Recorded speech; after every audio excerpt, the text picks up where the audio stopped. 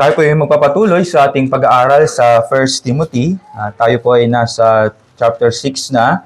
At ang ating pong pagbubulayan ngayon ay ang verse 12 hanggang 16. 1 Timothy chapter 6, verse 12 to 16. Ito po ang salita ng Diyos. May paglabang ka sa mabuting pakikipaglaban ng pananampalataya. Panghawakan mo ang buhay na walang hanggan na dito'y tinawag ka. At ipinahayag mo ang mabuting pagpapahayag sa harapan ng maraming mga saksi. Sa harapan ng Diyos na nagbibigay ng buhay sa lahat ng mga bagay at ni Kristo Jesus na nagpapatotoo ng mabuting pagpapahayag sa harapan ni Poncio Pilato, inaatasan kita. Naingatan mong walang dungis at walang kapintasan ang utos hanggang sa pagpapakita ng ating Panginoong Hesukristo na kanyang ipinahahayag sa takdang panahon. Siya na mapalad at tanging makapangyarihan, ang hari ng mga hari at Panginoon ng mga Panginoon. Siya lamang ang walang kamatayan at naninirahan sa liwanag na di malapitan, na hindi nakita ng sinumang tao o makikita man. Sumakanya nawa ang karangalan at paghaharing walang hanggan. Amen. Tayo po ay muling manalangin. Masalamat po sa pagkabasa ng iyong salita. Muli niyong samahan ng iyong iglesia at maunawaan namin ang nais mong ipahatid sa amin. At nawa ay magawa rin namin ang inyong kalooban. Ito po ang aming samadalangin sa pangalan ni Jesus. Amen. Ang mensahe ko po ngayong umaga ay tinawag ang bawat mananampalataya na magpatuloy sa pakikipaglaban ng pananampalataya na may buong katiyakan. Kumbaga nag-close tayo last Sunday patungkol sa pakikipaglaban at tayo ay magpapanimula ngayon patungkol sa pakikipaglaban. At tayo po ay tinawag ng Diyos bilang mga mananampalataya na magpatuloy sa labang ito upang sa ganon tayo ay magbigay ng luwalhati sa kanyang pangalan. Dalawang punto po ang ating titignan ngayong umaga. Una, ang tawag sa pagtitiis. Ang pangalawa, ang katiyakan sa pagtitiis. So tignan natin ang dalawang puntong ito ngayong umaga. So point 1, ang tawag sa pagtitiis. Tingnan nyo po doon sa verse 12 ng ating text. Makipaglaban ka sa mabuting pakikipaglaban ng pananampalataya, panghawakan mo ang buhay na walang hanggan, na dito'y tinawag ka at ipinahayag mo ang mabuting pagpapahayag sa harapan ng maraming mga saksi. So dito sa text na ito, makikita natin na mayroong pagtawag. Bagamat ito ay naka-address kay Timoteo, ay pwede pa rin po natin itong i-apply sa ating bilang mga mananampalataya. Tingnan natin ang unang prinsipyo na makikita natin dito. Ang utos sa pakikipaglaban ay meron pong implikasyon ng pagtitiis or perseverance. Yung utos ni Pablo kay Timoteo na ikaw ay makipaglaban ng mabuting pakikipaglaban ay merong implication, ini-imply niya na dapat tayo o dapat siyang magtiis sa pakikipaglaban na ito. In fact, yung salita po na makipaglaban, kung babalikan natin yung kanyang original na lengguwahe, ito po ay parang katulad nung last time na atin napag-aralan, ito'y patuloy na utos. Ibig sabihin, hindi siya tumigil, hindi siya natapos, kundi nung sinabi ni Pablo, isinulat ni Pablo na makipaglaban, ito ay nagpapatuloy para sa isang mananampalataya. Ngayon, dahil ang utos na maipaglaban ay nagpapatuloy, kahit na dumating yung pagsubok o anumang humahad lang sa laban, ang implikasyon po noon dapat magtiis. No? For example po, gamitin ko na si Lucas. Si Lucas, pagka papalitan ng Pampers, lumalaban yan. Umahad lang. Pero meron tayong merong desire kami ni Jane, napalitan siya ng kanyang Pampers. Kasi kung hindi namin siya papalitan, magkakaroon siya ng mga rashes. Pero sa aming pakikipaglaban doon sa kanyang pagkakakilos-kilos at pagkagalaw-galaw, kailangan naming magtiis doon sa pakikipaglaban na iyon. So, maliwanag po dito na ang ating pakikipaglaban ay merong pagtitiis. Hindi pwedeng makipaglaban ka pagkatapos sa simula lang tapos na ayaw mo na. Hindi po. Ang utos ni Pablo, makipaglaban, nagpapatuloy, ibig sabihin, merong pagtitiis. Pangalawa, na prinsipyo, yung pagtitiis natin ay merong direksyon. Merong direksyon. Pwede po kasi tayong magtiis sa isang bagay na walang patutunguhan. No? Kung inakyat nyo po dun sa taas, last month ata, nabanggit ko na meron akong tinanim na sibuyas. Tiniis ko ng isang buwan ang sibuyas, pero walang bunga. Hindi ako yumaman kasi kala ko yun na yung paraan para kami ay makaangat sa buhay, pero hindi nagbunga. Bagamat ako'y nagtiis, hindi po garantiya na merong pinatunguhan yung aking pagtitiis. Pero po pagdating po sa mananampalataya, ang pagtsatsaga o pagtitiis ng isang mananampalataya ay merong pong direksyon at merong patutunguhan. Merong direksyon at patutunguhan. Ang direksyon po nito, una, ay para sa kaluwalhatian ng Diyos. Bakit tayo nagtitiis sa ating buhay mananampalataya?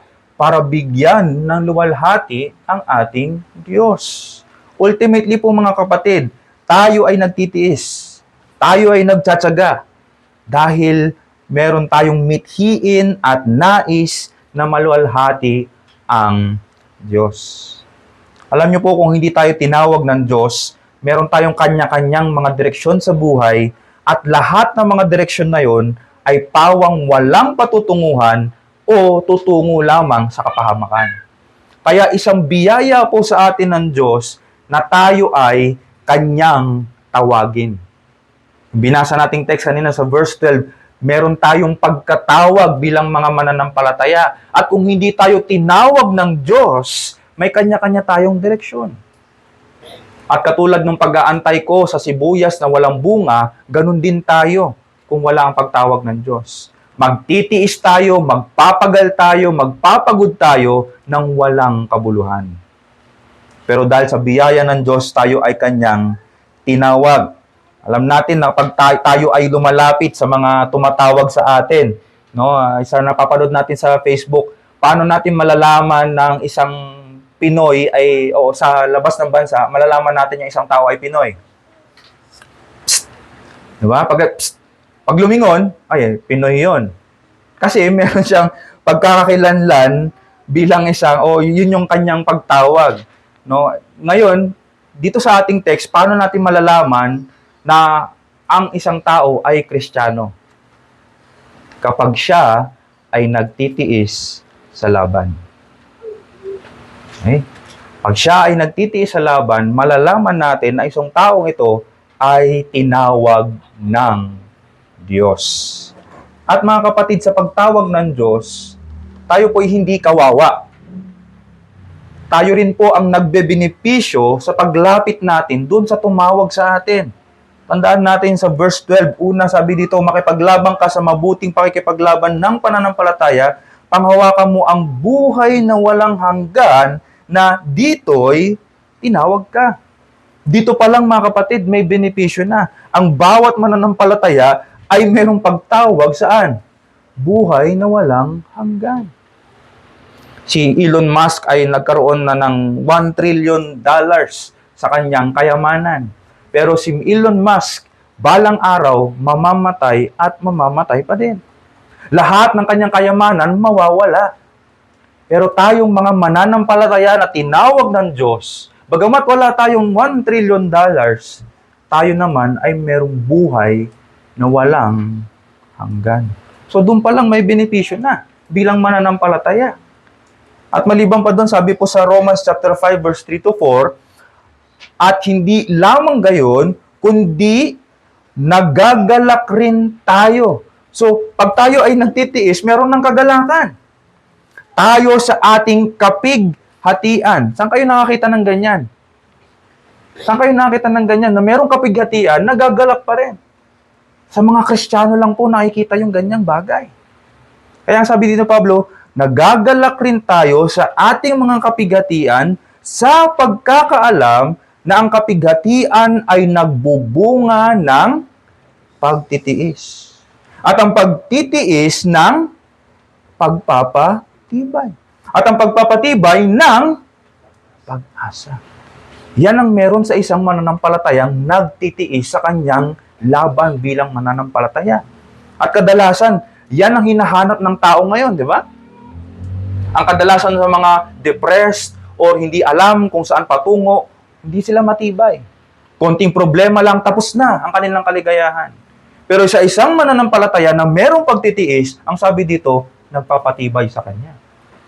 At maliban pa doon, yung pag-asa. Marami ngayon ang walang pag-asa. Kapag nasira na ang kanilang buhay, na nasunugan o kaya nananakawan, para bang wala na silang buhay. Pero ang mananampalataya, kahit na mawala ang mga bagay-bagay sa kanyang ari-arian, meron siyang pag-asa. Yun po isa mga benepisyo ng ating paglapit sa tawag ng Diyos. Santiago 1:2-4, ganon din ang sabi, mga kapatid ko, ituring ninyong buong kagalakan ng alin? Kapag kayo'y nahaharap sa sari-saring pagsubok. Maririnig ba natin yan sa labas ng simbahan o sa loob sa labas ng iglesia? Hindi. Ang kadalasan pa nga, iwasan natin ang problema. Pag may problema, isantabi mo lang yan. Hindi. Ang sabi dito ng Santiago, magalak tayo kapag tayo'y naharap sa isang o sari-saring mga pagsubok. Bakit ganon? Yamang inyong nalalaman na ang pagsubok sa inyong pananampalataya ay nagbubunga ng alin? Pagtitiis. At ang inyong hayaan na malubos ang pagtitiis, ang gawa nito upang kayo'y maging sakdal at ganap na walang anumang kakulangan. Kita nyo mga kapatid, sa pagtitiis natin, tayo rin mismo ang nagbebenepisyo. Hindi kawawa ang mga Kristiyano. Baka isipin ninyo, kawawa ang mga Kristiyano. Nung naging Kristiyano tayo, naging Kristiyano siya, puro problema na pumasok sa kanyang buhay. At ang sabi sa atin ng talata ng Romans sa Santiago, kapag dumami nga ang iyong problema, dapat kang maggalak at magpasalamat dahil ikaw ay nagkakaroon ng pagtitiis at ang iyong pagtitiis ay nagbubunga ng iba't ibang mga pagpapala. Yan ang mananampalataya, nagpapatuloy sa laban, nagtitiis sa laban.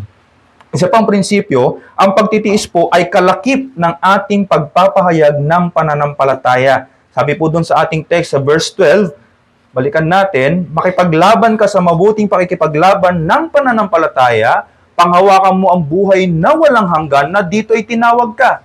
At ipinahayag mo ang mabuting pagpapahayag sa harapan ng maraming mga saksi. Masdan nyo yung salitang ginamit dyan ni Pablo, ipinahayag, past tense. Pinahayag na. Ito po'y tumutukoy sa publikong pagpapahayag ni Timoteo. Una, bilang mananampalataya, kailangan siya ay mabautismuhan. Sa baptism, alam natin na tayo ay nagpapahayag ng ating allegiance with Christ. Kaya sabi natin, ako'y kay Kristo na. Ako'y mamamatay na kasama niya at ako'y mabubuhay na kasama niya. So doon pa lang sa baptism mga kapatid, kung maalala natin yung baptism natin, nagpapahayag na tayo sa maraming saksi na tayo ay kay Kristo.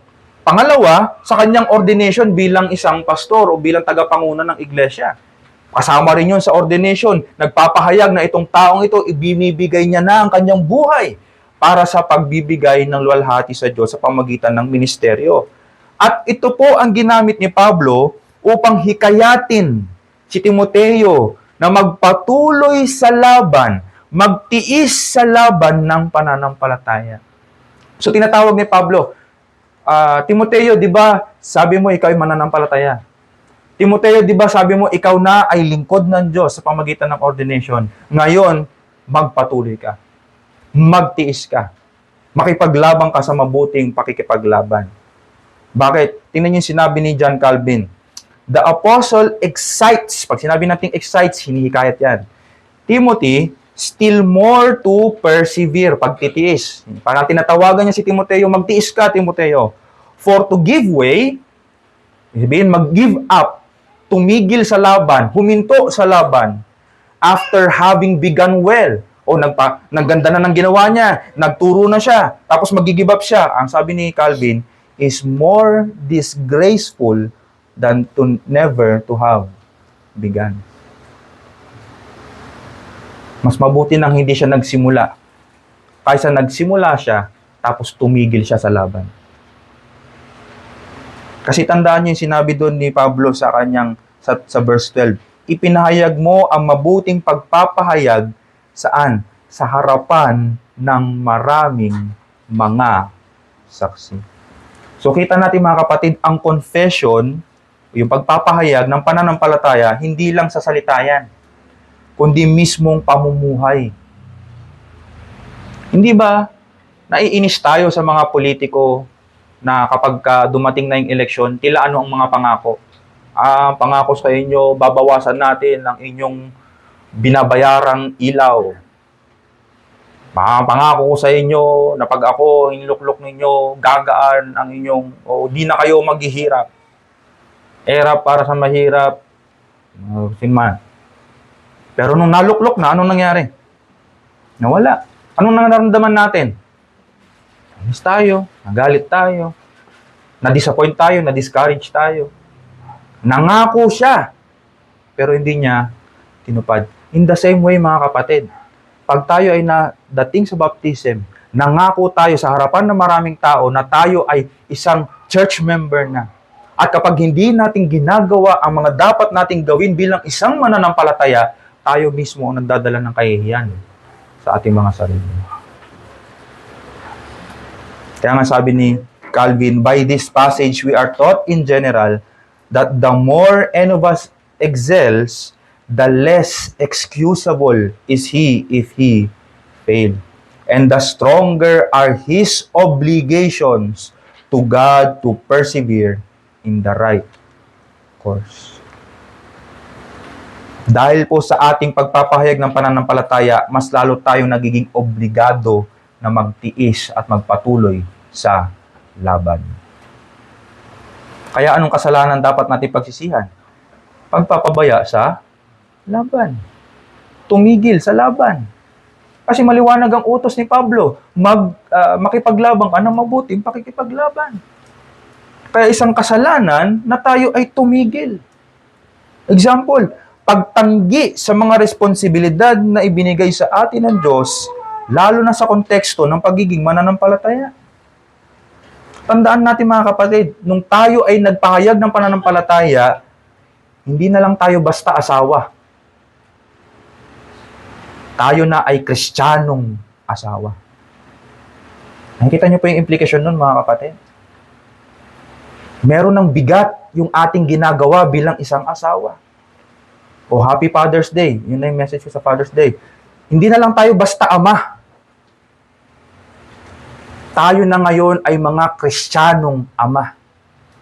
May bigat na ang ating pagiging ama.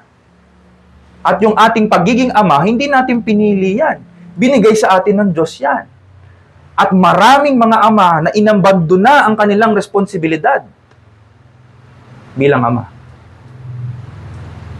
Kaya ngayon, bilang isang ama na Kristiyano at inabandona mo ang iyong responsibilidad bilang isang Kristiyanong ama, mas malaki ang pananagutan mo.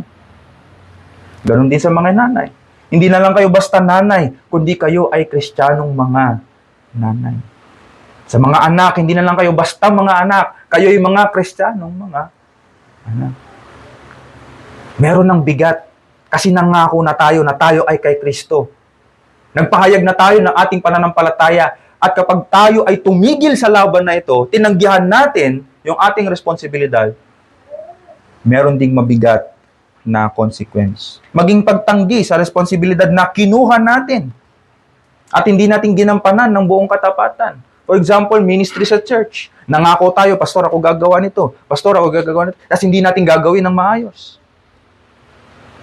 Tayo mismo ang nagdadala ng kahihiyan sa ating sarili. O sa trabaho. Yung trabaho na yan, di naman kayo hinanap ng trabaho, kayo yung naghanap yan. Kaya kung tayo ay merong trabaho o anumang negosyo, pag hindi natin ginawa yung ating dapat gawin bilang isang Kristiyanong trabahador, tayo nagdadala ng kahihiyan. Sa paaralan, sa mga salapi na meron tayo, hindi na lang tayo basta mga tao, mga kapatid. Tayo na ngayon ay mga taong tinawag ng Diyos. Ang bawat pababaya sa mga ito ay nagpapahina sa ating lakad bilang mananampalataya at nagdadala ng kahihiyan sa mga nakasaksi sa ating pagpapahayag ng pananampalataya. Naalala natin nung nabaptize tayo, tuwan-tuwa tayo. Yes, praise the Lord. Pero namumuhay ba tayo ayon doon sa ating ipinahayag, sa ating baptism? Tandaan natin mga kapatid, balang araw hahatulan tayo ni Kristo kung paano tayo namuhay.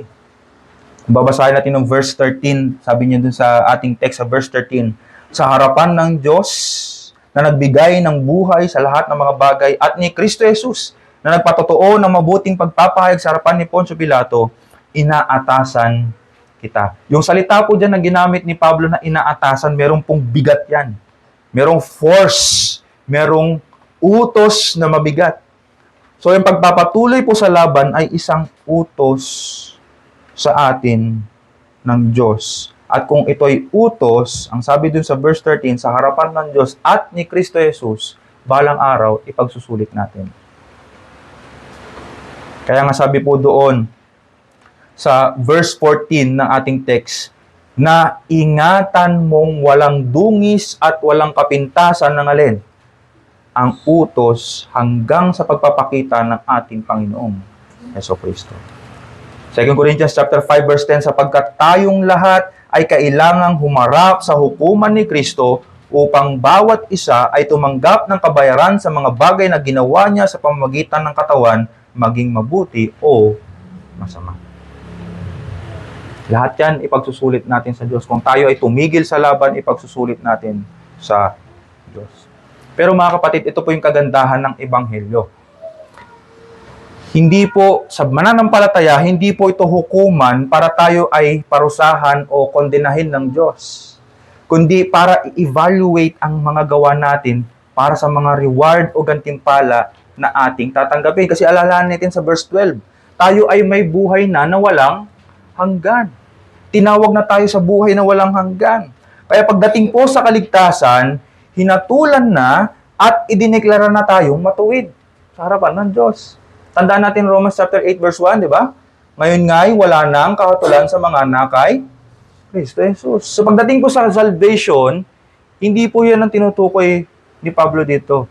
Pero yung gantimpala na ibibigay sa atin ng Diyos, doon tayo na wawalan. Ang point lang mga kapatid, ang hindi nagtitiis sa pagsasaka ay walang aanihin. Kung hindi tayo nagtitiis sa pagsasaka, sa pagtatrabaho, huwag tayong umasa na meron tayong aanihin. Kaya ang lunas po sa Ebanghelyo mga kapatid, ang lunas sa pagpapabaya sa laban ay ang pagkamangha sa gawa ni Kristo. Sa verse 13 na ating text, sa harapan ng Diyos na nagbigay ng buhay sa lahat ng mga bagay at ni Kristo Jesus na nagpatotoo ng mabuting pagpapahayag sa harapan ni Poncio Pilato, inaatasan kita. Ano po yung pinupunto dito ni Pablo? Si Kristo na po ang unang lumaban sa mabuting pakikipaglaban. Siya ay nagtiis sa hirap, gutom, persecution, betrayal, hanggang kamatayan upang tayo ay magkaroon ng buhay na walang hanggan. Nauna na si Kristo. Nagtiis na si Kristo. At dito po tayo tinatawag, mga kapatid. Yung laban na tinatawag dito ni Pablo ay isa pong laban na wala ng kapangyarihan ang kamatayan. Kasi tinalo niya na. Dahil siya na ang namatay para sa atin. Isang laban na wala ng kapangyarihan ng kasalanan na maghari sa atin dahil siya na ang naghahari sa atin.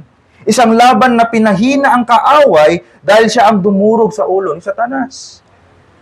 Ibig sabihin mga kapatid, bakit tayo magpapabaya sa laban kung ang ating Panginoon ay nagtagumpay na? Yun ang pinupunto dito ni Pablo.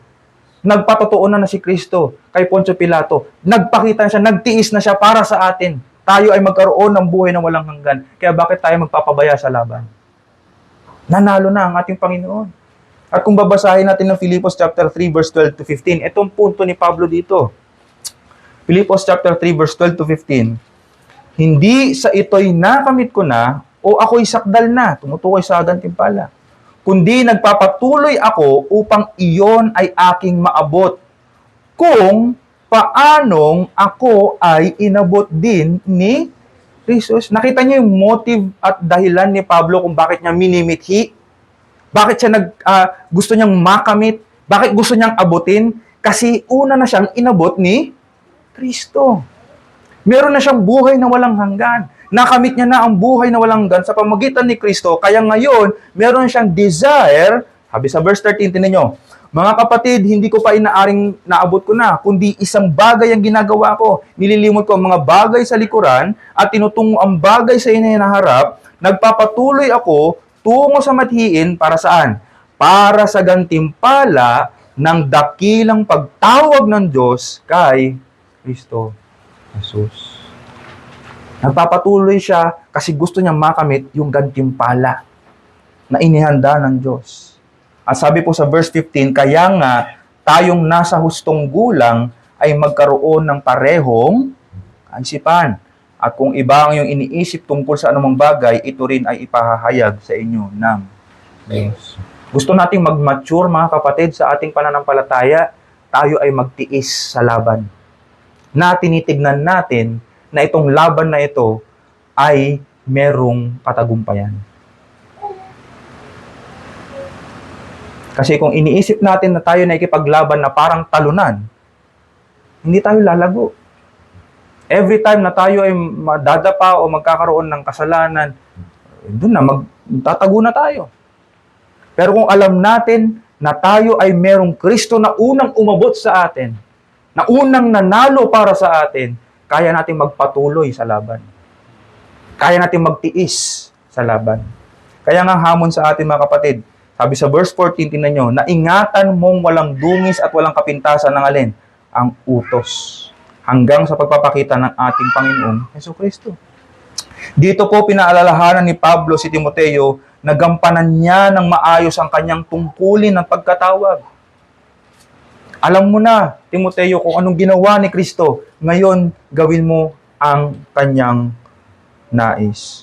Kaya umiwas po tayo sa mga bagay na magdadala ng kahihiyan sa ating Panginoon at sa sarili nating pagpapahayag ng pananampalataya. Hanapin natin ang utos ng Diyos at gawin natin ng tama.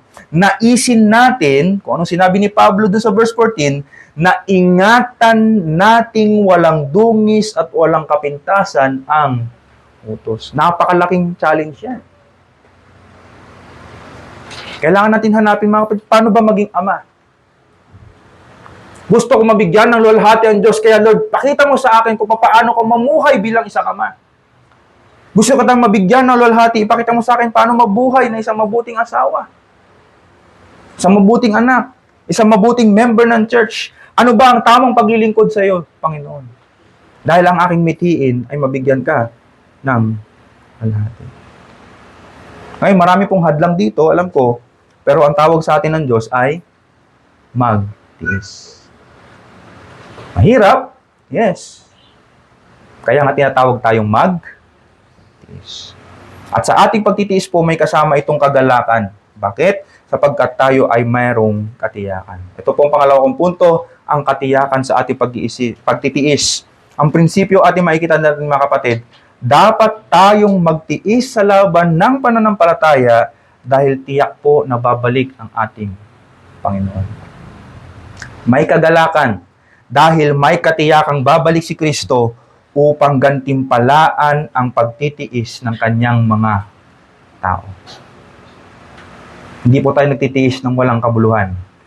Darating at babalik si Kristo upang tayo ay gantimpalaan sa ating mga pagtitiis. Sabi po sa verse 14 ng ating text, na iningatan mong walang dungis at walang kapintasan ng utos hanggang sa pagpapakita ng ating Panginoong Jesucristo. Hindi sinabi dyan ni Pablo kung magpapakita. Depende kung magpapakita. Ang sabi ni Pablo, hanggang. Merong kasiguraduhan, merong katiyakan na si Kristo ay magpapakita muli. Alam ko po, mga kapatid, napakaraming pagsubok na nararanasan ng isang mananampalataya. Minsan, kinapupuutan tayo. Minsan, kinamumuhian tayo. At minsan, ginagawa tayong katatawanan. Araw-araw tayo yung pinapahirapan ng kalamidad. Hindi lang sa panahon, kundi maging ating buhay. Madalas, wala tayong nakikitang bunga sa ating mga pagod at hirap. Maraming mga tukso. May mga bagay na inilalagay sa ating satanas, ng sanlibutan. At ang ating mga mata mismo ay madalas matangay ng bagay sa mundo. Ang tanging lunas, mga kapatid, sa mga bagay na ito ay ituon ang ating mga mata sa muling pagpapakita ng ating Panginoong Hesu Kristo. Tayo lamang po ay makapagtitiis sa laban ng pananampalataya kung ang ating mga mata ay nasa Kanya. Yes, may kahirapan. Yes, may mga tukso. Pero magtitiis tayo dahil alam natin na babalik ang ating Panginoon at tayo ay gagantimpalaan. Anong kasalanan dapat natin pagsisihan? Ang impatience. Impatience. Ito po ang kaaway ng pagtitiis. Dahil sa impatience, ang madalas po na reaksyon ay ang pagsuko. Kasi wala kang pagtitiis, so ang kabalikaran nun, suko ka na lang. No? Napaka-totoo po yan sa ating physical na laban. No? Pag sinong nagda-diet dito? Wala. Oh, hypothetically, meron nagda-diet. Bakit hindi ako pumapayat? Dami ko nang ginawang, di na nga ako kumain kaninang umaga. Dami ko nang exercise. Hindi pa rin ako pumapayat. Pag hindi ka nagpatuloy, anong mangyayari? Sige na, wag na nga. Suko na nga ako. Tatinan nyo mga kapatid, kasi walang patience sa pagtitiis, sa kanyang pagpapapayat at sa kanyang pag-exercise, anong gagawin? Suko na lang. Eh kung totoo po yun sa physical, totoo rin po ito sa spiritual nating buhay. Nagbabasa naman ako, nagpe-pray naman ako. Bakit ganito? Hindi mabago ang ugali ko. Total, wala naman nangyayari sa akin, hindi na ako magbabasa, hindi na ako mananalangin, hindi na ako attend sa church. Kasi wala naman nangyayari sa akin. Maging sa mga pastor, mga parents, at mga kalalakihan, kadalasan nararamdaman ko ang impatience din sa loob ng iglesia. Bakit hindi lumalago tong taong ito? Ilang taon na sa loob ng iglesia, bakit hindi pa rin siya lumalago? Bakit umulit na naman sa kasalanan ito? Napagsabihan ko na ito. Pamilyar po sa mga magulang. Ilang beses ko nang sinabihan, wag. Pero bakit ganun pa rin ang ginagawa niya? Ito, bakit hindi pa rin ligtas to? Lord, bakit hindi pa rin ligtas yung anak ko? Pinag-pray ko naman siya sa iyo mula nung ipinanganak siya hanggang ngayon, pinag-pray ko pa rin, pero bakit hindi pa rin siya ligtas? Bakit hindi pa rin marunong sumunod ang asawa ko? Bakit hindi pa rin marunong sumunod ang mga anak ko? Ginawa ko naman na ang lahat, bakit hindi pa rin sila kumikilos? Madalas masyado tayo nagmamadali sa ating mga kagustuhan, mga kapatid. At kulang na lang, tayo na ang magtakda ng araw at oras ng Diyos na para bang sinasabi natin, hindi siya pwedeng mag-delay sa pagtupad ng anumang kanyang ipinangako. Lord, pinangako mo, di ba, liligtas mo, gawin mo na ngayon, bakit hindi mo ginagawa? Sinisisi na ngayon natin ang Diyos. Dahil sa ating impatience. Anong lunas ng Ebanghelyo? Mga kapatid, kilalanin natin ang natatanging kadakilaan at kapangyarihan ni Kristo. Sabi po sa verse 15, yung kanyang pagbabalik, sabi sa verse 15, na kanyang ipahahayag sa takdang panahon. In other words, mga kapatid, siya po ang magtatakda ng kanyang pagbabalik, siya rin po ang magtatakda ng katuparan ng kanyang mga pangako, hindi tayo. Kaya huwag nating madaliin ang Diyos. Huwag nating sumbatan ang Diyos. Ang Diyos ay Diyos at siya ang maggagawa ng kanyang mga pangako ayon sa kanyang itinakdang panahon. Kaya baka nanghihina tayo sa laban. Minsan nakikita natin ang sanlibutan, nakikita natin yung kasamaan, nakikita natin yung kaguluhan ng ating bansa, nakikita natin yung kaguluhan ng ating tahanan, maging yung kasalanan sa ating sarili na tinitignan natin na parang talunan ang Diyos sa mundong ito. Talunan yung church sa mundong ito. Kaya ipinaalala ni Pablo, tingnan yung sinabi ni Pablo dito. Siya na mapalad at tanging makapangyarihan, ang hari ng mga hari at Panginoon ng mga Panginoon. Hindi siya nagtapos doon. Ang sabi niya pa, siya lamang ang walang kamatayan at naninirahan sa liwanag na di malapitan, na hindi nakita ng sino mang tao o makikita man. Sumakanya nawa ang karangalan at paghaharing walang hanggan. Amen. At ang sabi nga ni Calvin, ang lahat po ng pamahalaan sa mundo ay sakop ng kanyang kapangyarihan. Kaya't umasa tayo sa kanya. at manatili sa kanyang utos. Ang otoridad ng Diyos ay hindi mapapantayan dahil ang lahat hindi maihahambing sa kanyang kalulhatian. Habang ang mga pamahalaang ito ay naglalaho at mabilis na napaparam, ang kanyang otoridad ay mananatili magpakailanman. Kaya bilang hamon ko mga kapatid, at pagtatapos na rin, tayo po ay magtiis sa laban na merong katiyakan at kagalakan. Iwaksin natin ang impatience sa ating mga puso at tayo ay magtiwala sa soberanong Kristo. Kaya, panawagan ko sa inyo mga kapatid, tuloy lang sa means of grace. Kung nanghihina tayo, tingin natin walang bunga, ang panawagan sa atin, tuloy lang sa means of grace. Tuloy lang sa pagbabasa. Tuloy lang sa pananalangin. Tuloy lang sa pagdalo. Tuloy lang sa family worship. Tuloy lang sa pangangaral ng ebanghelyo sa salita at pamumuhay natin. Tuloy lang sa pagtuturo sa asawa natin at sa mga anak natin. Tuloy lang. Magpatuloy tayo sa paglilingkod, makipaglaban tayo ng mabuting pakikipaglaban hanggang sa pagpapakita ng ating Panginoong Jesus. Pag tayo sumuko, tayo ay magtiis, dito tayo tinawag ng Diyos. Tayo po ay manalangin.